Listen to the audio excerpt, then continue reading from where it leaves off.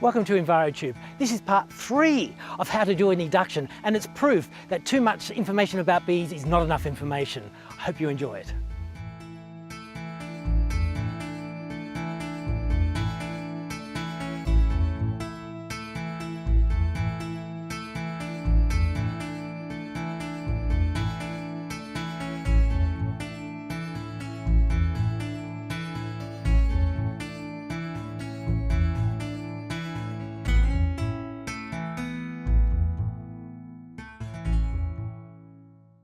Warren actually found this log, and the problem with the log where this native hive is, it was right next to a very popular walk, and it was actually quite vulnerable to people walking along.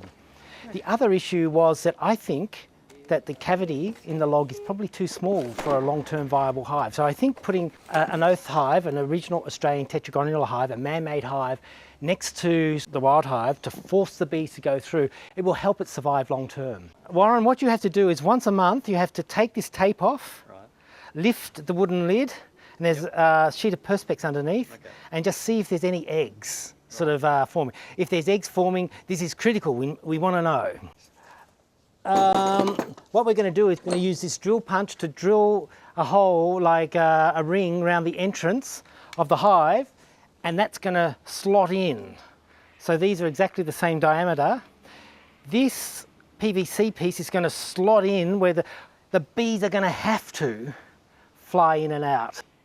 Now, eduction. You've seen us do splits. EnviroTube's done a how-to split. Splitting is quite a brutal process. You basically rip one half of the hive off and put it on an empty bottom and vice versa. Quite a few bees die, lots of honey gets spilt, it makes the hive vulnerable to pests. There's another system called eduction. Now, John Clump, one of the elders of the native bee industry, he has developed this process. And basically, the idea is that bees are actually looking for a new hive.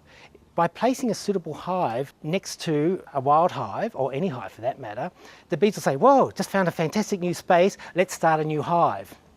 Now, this will happen, the critical part being that you have to be able to know when the new hive starts, and then the new hive and the old hive are going to be joined by this tube. There's going to be a hole drilled in this tube. We're going to open that hole up when the eggs start being laid in the new hive. That's absolutely, it's imperative you do that, because otherwise what happens is the old queen will get very annoyed, it's like really annoyed at a new hive starting, connected to her hive. She'll come in and kill the queen. So a lot of people have tried eductions and said, didn't work, nothing happened. Tried it for a year, nothing happened. All the bees are flying through the hive, nothing happened. What they don't realise is that probably the old queen came and killed the new queen.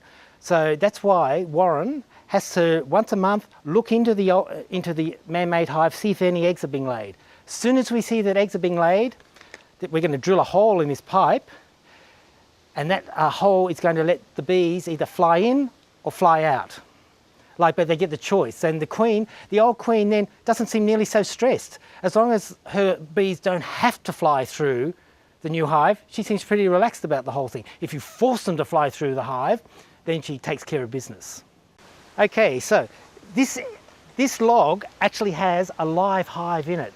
It's not a very active hive, so what I'm going to do, I'm going to drill this hole like this.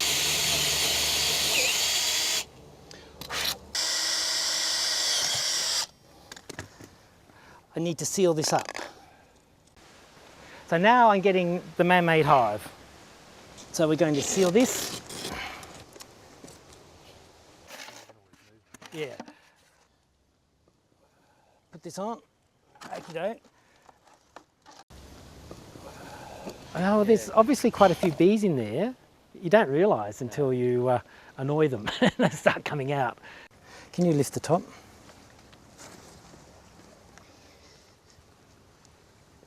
So we want the bees, you can sort of see, the bees are going to be forced from their hive into here.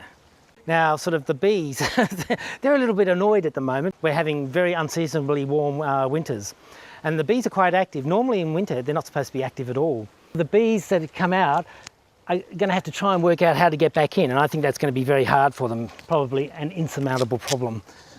Are you okay to do it at night, connected? What we might do is, how about we do that? Once we finish filming, we actually undo it, let them all fly around today, go back in there, and then that way we won't lose any of the bees. I can do that.